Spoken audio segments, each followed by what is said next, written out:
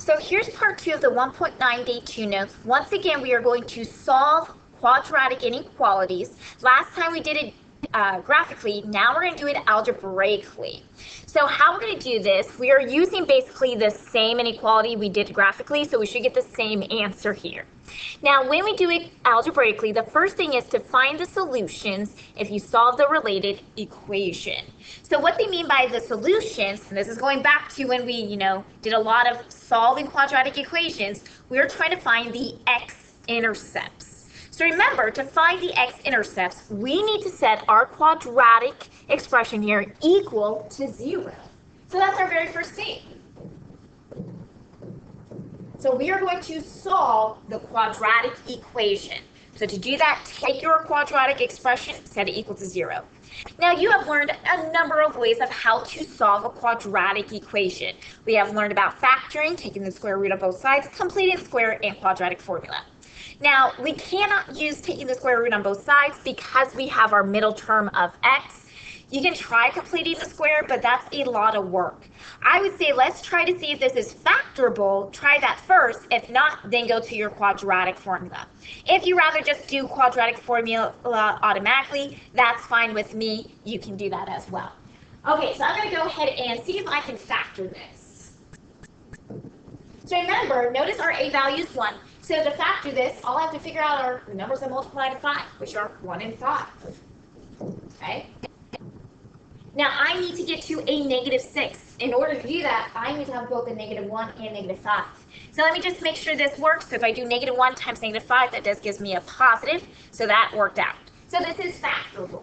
So now I need to set each factor equal to 0 and solve for the x. I get x equals 1 and x equals 5. Okay? So those are my x-intercepts. Now, because I solved for my x-intercepts, they're also going to be called our critical values. So now it says use our critical values to find the correct interval solutions. So I'm going to go ahead, underline this, and say these are our x-intercepts. Okay? So 1, we solved finding our x-intercepts. Now we're going to use those, which they are also called critical values, to figure out how can we write our final answer in interval notation. So this is how we're going to do it. We're going to do a number line. And we're going to put 1 and 5. So kind of like when we solved for when we did absolute value inequalities, we created a number line, we did some shading. We're going to do the same thing here, okay? Now, with absolute value inequalities, remember we talked about, okay, do we use open or closed circles? Now, this is going back to our original inequality. Does our original inequality have an equal bar? No. So remember, anytime we don't have an equal bar, that means those values are really not included.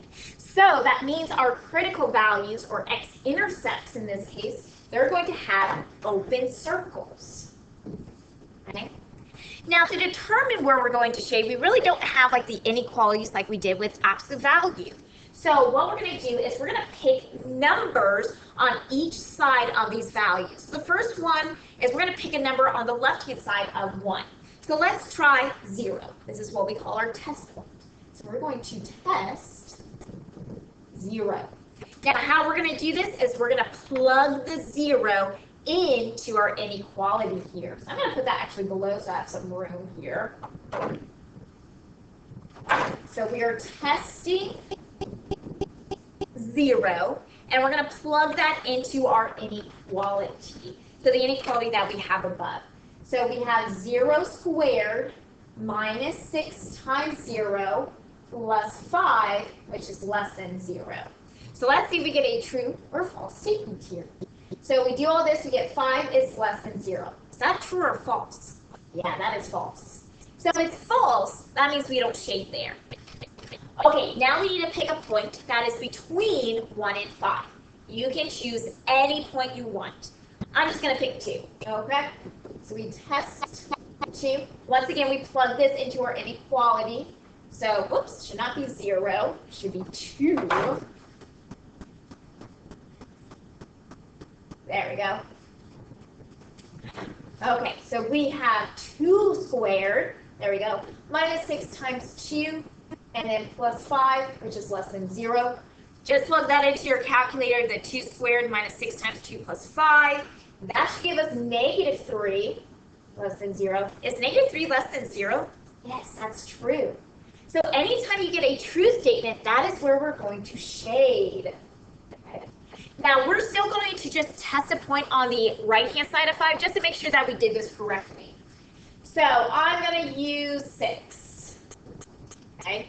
So I'm going to do 6 squared minus 6 times 6. That is the 6 times 6. And then plus 5 is less than 0. Plug that into your calculator. We get 5 is less than 0. Is this true or false? It is false. So we don't shade on the right-hand side. Now, really, you're only going to shade either between the two values that you have or opposite directions, just like when we did absolute value inequalities. So if you're shading multiple places, then you really need to, 1, recheck maybe your factoring and your critical points, or 2, recheck your work when you're doing this number line, okay? So notice we are going from 1 to 5. Now we need to write this in interval notation, just like when we were doing absolute value inequalities. Kind of go back to that. That's very similar to what we're doing here. So when we write in interval notation, remember, when we have open circles, because we don't have an equal bar, we use parentheses. And this is saying we're going from 1 to 5, which is our x values, because they are x-intercepts. So basically, this is saying that the y values will be less than 0 when we go on our x-axis, or on our x values from 1 to 5. So we have 1 and then 5, and once again parentheses because that's also an open circle, and this would be our final answer. So you need to show the number line and show your interval notation. Okay, make sure if you have any questions that you contact me, and make sure you work on the homework assignment. See you guys later.